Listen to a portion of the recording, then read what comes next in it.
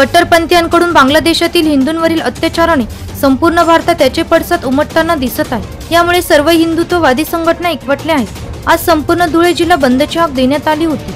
याच पार्श्वभूमीवर पिंपळनेर शहर कडकडीत बंद पाळण्यात आला आणि रॅलीही काढण्यात आली। रॅलीला महात्मा गांधी चौकातून सुरुवात करण्यात आली। या रॅलीत मोठ्या संख्येने नागरिकांनी सहभाग नोंदवला व महिलांनीही सहभाग घेतला। पिंपळनेर शहरातील अत्यावश्यक सेवा वगळता सर्व आस्थापने बंद ठेवण्यात आली। पोलीस प्रशासनाला व तहसील प्रशासनाला युतींच्या हातून निवेदन देण्यात आले। हिंदूंवर होणाऱ्या अत्याचारांचं समर्थन करण्यासाठी या देशात जर कोणी बांगलादेशचे पॅलेस्टाईनचे झेंडे फडकवणार असेल तर त्यांना शासन होणार आहे किंवा नाही। आज ज्या घटना घडतायत त्याच्यामध्ये देशभरामध्ये अनेक राज्यांमधल्या गाव कसब्यांमधून हजारोंच्या संख्येने हिंदू समुदायाचेच नाही तर संपूर्ण राष्ट्रप्रेमी नागरिक जे आहे ते एकत्र येऊन याचा निषेध नोंदवत आहेत।